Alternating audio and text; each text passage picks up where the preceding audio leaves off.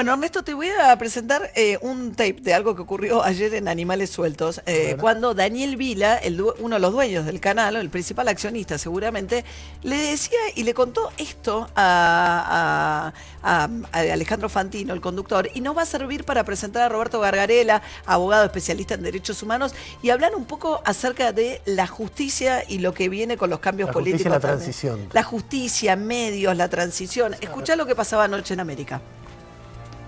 Cuando él asume me pide que la empresa que yo represento, Supercanal Link, le devolviéramos al Estado el espectro.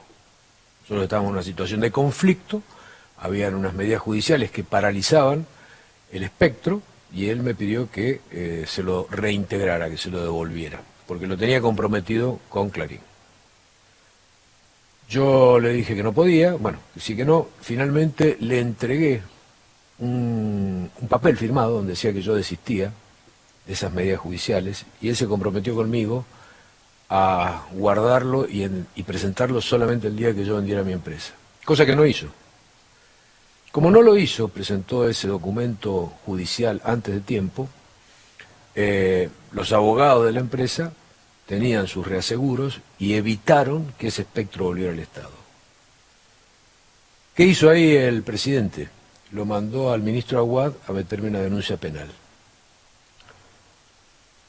Cuando le devolví el espectro, me mandó un WhatsApp diciéndome que ya le había dado instrucciones al procurador para que dejara sin efecto la denuncia penal.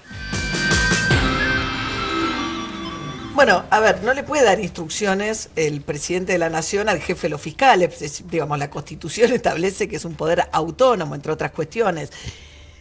No queda claro tampoco por qué Vila estaba tan bien predispuesto en un punto a aceptar los condicionamientos que le pusiera Mauricio Macri respecto de el espectro es el espectro radioeléctrico. Digamos, las compañías de telefonía, de internet, los canales de televisión utilizan parte del espectro que administra el Estado. Entonces, le habían adjudicado una parte del espectro radioeléctrico y lo que dice Graciana Peñafort, que sabe un montón de esto, dice que se puso a buscar, escribió en Twitter, dice que Vila nunca llega a ganar esa licitación. O sea, yo creo que es una parte de la historia la que cuenta Vila, hay otra parte de la historia que habrá que comprender, pero aparece esta cosa inquietante del presidente apretando, si lo que dice Vila es cierto, con una denuncia penal y por otra parte interviniendo hablando con el jefe de los fiscales. Sí, y un dueño de medio de comunicación que en ese momento no dice nada y cuando Macri pierde las elecciones denuncia lo que había pasado, algo que había aceptado antes. Es decir, a ver, si uno piensa como es la Argentina, a ver, pensando mal, Sí. vos ves a Daniel Vila que tuvo distintos vaivenes en cada uno de los poderes. Acá vino y dijo Massa va a ser el próximo presidente hace 2 meses, qué sé yo.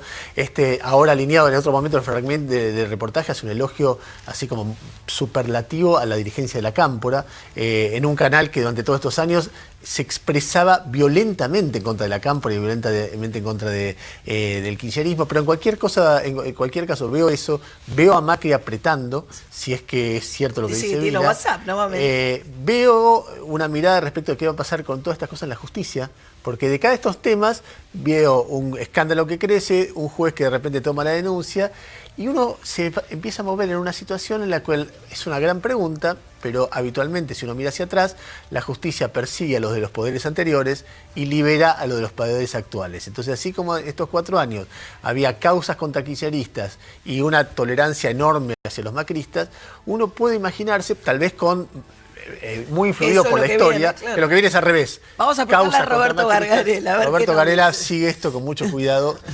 No sé cómo la ves. No, me parece que se va a repetir algo que es lo que venimos conociendo, digamos. No ha habido grandes diferencias entre lo que fue el kirchnerismo y el macrismo en el tratamiento con la justicia, y no creo que haya indicios de que esto vaya a cambiar, digamos. Si no recuerdo mal, que fue el 15 de mayo, fue que la Corte le pide al Tribunal de La Plata, al Tribunal Oral Federal de La Plata, el expediente. El de acá, el que estaba haciendo ¿no? Sí, el que llevaba la causa con Cristina, digamos. Es la causa del Tribunal Oral por el desvío de obra pública. Santa Cruz es el juicio oral, el primero, Sí, que sí. ya, el Claro, que ya está digamos, en actividad. días antes se había reunido el actual candidato a presidente Fernández con Lorenzetti.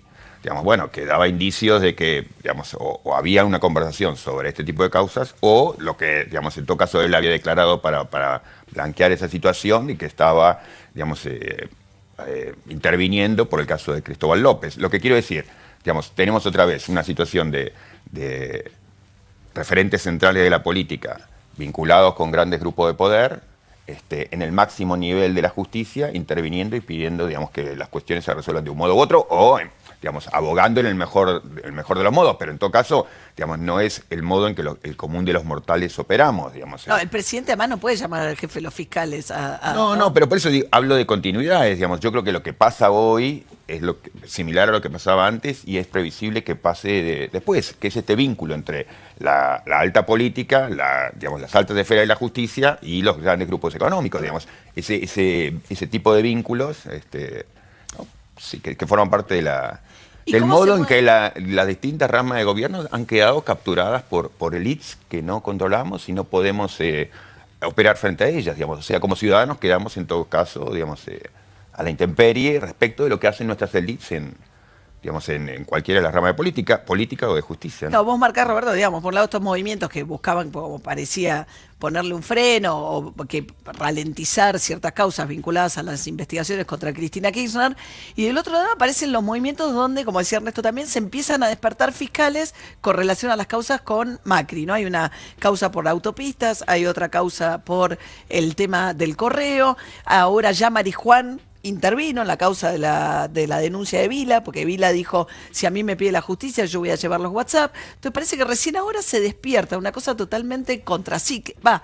Por un lado es contracíclica, porque es cuando ya no están en el poder, y por otro lado es procíclica, porque es a favor del poderoso de turno. Mira, la última vez que yo había estado por acá, creo que tenía que ver con una nota que yo había escrito por lo que llamaba la gestación de un nuevo pacto de impunidad. Y bueno, digamos, y es un poco lo que uno podía predecir entonces es lo que uno ve, digamos, que es eso, los poderes políticos y económicos que se apoyan mutuamente. Eso, no me parece que haya rupturas, sino continuidades entre lo que hubo y lo que viene.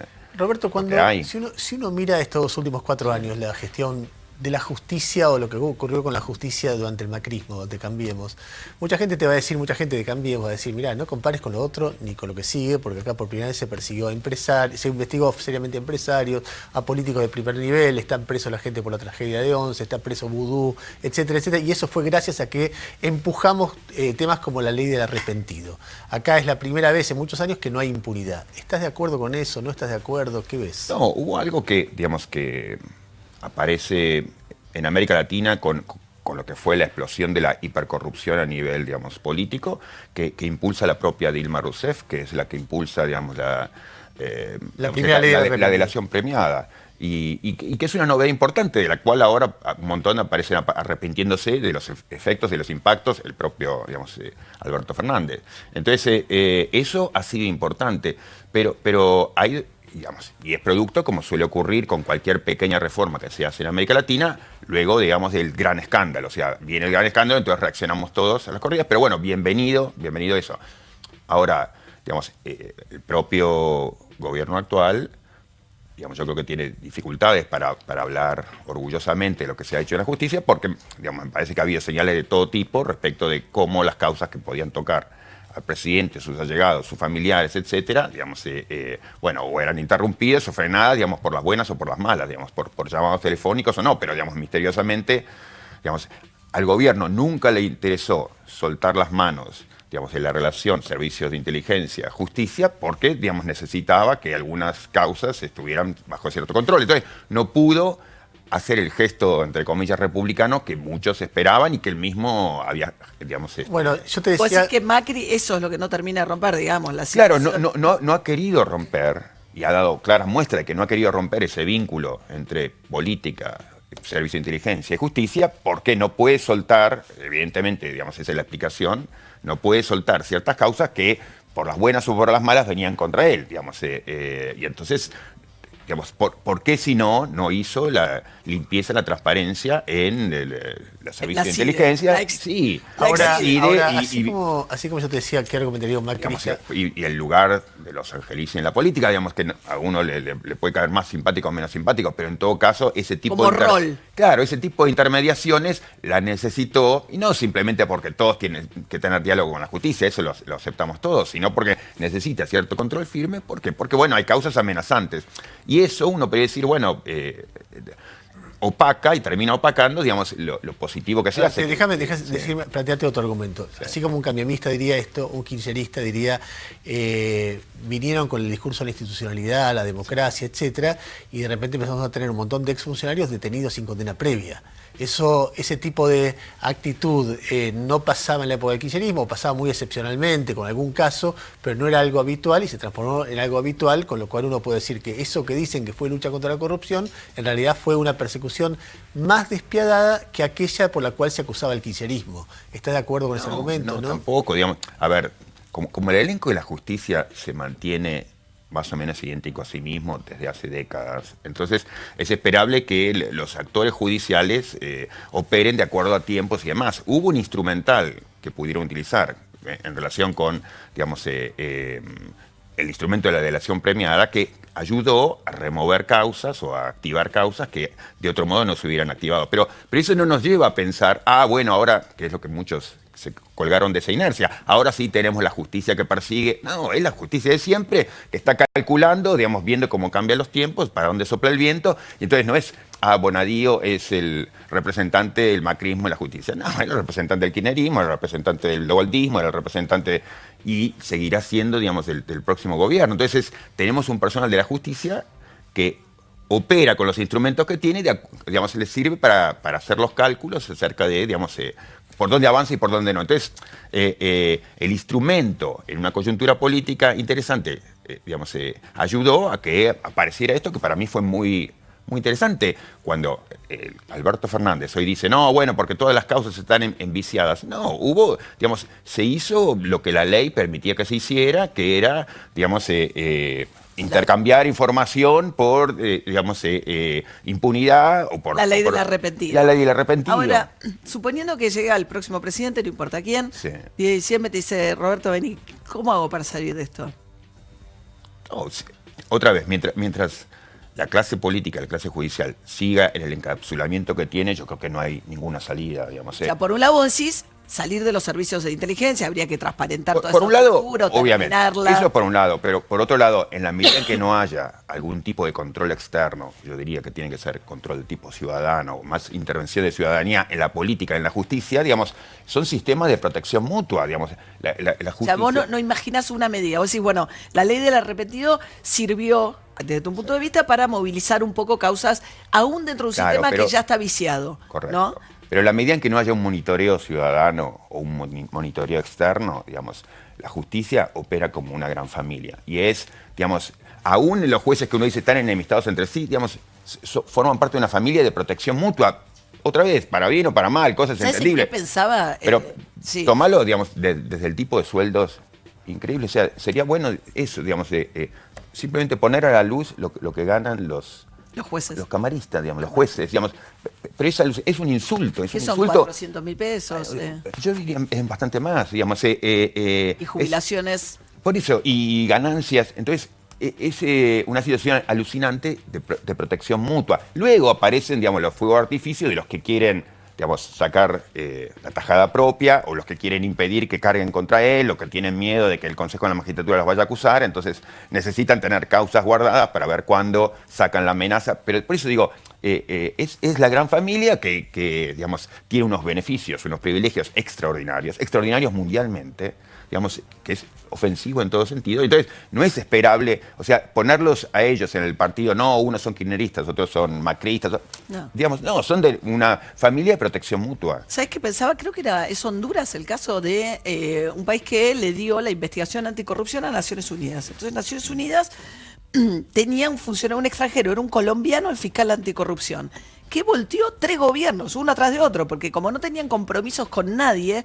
y ahora los acaban de echar, le dijeron, bueno, muchas gracias por todo, porque además hubo un momento que se hizo insostenible, de qué es esto que un extranjero viene a juzgarme a mí. Sí, sí. Pero es un poco demostrativo, o la película Spotlight también, ¿no? Que cuenta que descubre lo de los abusos de los curas, Alguien que vino de afuera. un periodista que no era de Boston, que no formaba parte, Sí. como la idea de que... Tiene la contra, digamos, a lo mejor era esperable en Centroamérica, pero, digamos, tener un extranjero puede ser un problema, pero tener control, forma de control ciudadano, forma de monitoreo externo, forma de monitoreo, digamos, a través de organizaciones ciudadanas, me parece que puede ser Roberto, interesante. Sí. ahí está el Chino Navarro que ahora va a estar sentado en el lugar donde vas a estar. Él debe estar, supongo yo, imagino, entusiasmado porque cambió el signo político o es inminente el regreso del peronismo, de Alberto Fernández, etcétera. La llegada de Alberto Fernández al poder, ¿te genera algún tipo de ilusión, de esperanza? ¿Te genera escepticismo? ¿Crees que algo va a cambiar? ¿Que han aprendido algo respecto a lo que hicieron? Como dicen, vamos a volver mejores de lo que éramos.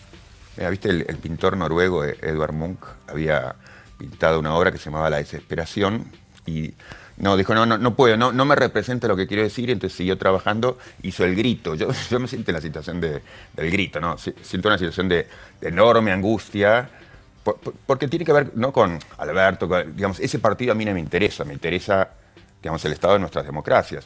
Ponerlo para sacarlo del enojo argentino, ponerlo en términos de Trump o Bolsonaro. Digamos, el hecho de que algo alucinante ocurre, de que personas, digamos, llegan al poder y que, bueno, uno querría decirles, bueno, pero mira, esto no lo hagas nunca, esto hacelo por favor, esto, digamos, matizalo, y uno no tiene control sobre ello. Entonces, el estado de nuestras democracias. O sea, que hoy pueda, digamos, el modo que hemos tenido institucionalmente de castigar a Macri ha sido permitir que alguien diga, bueno, ahora volvemos porque nos están premiando, nos están diciendo, nada de lo malo, digamos, que se nos acusaba era cierto, volvamos.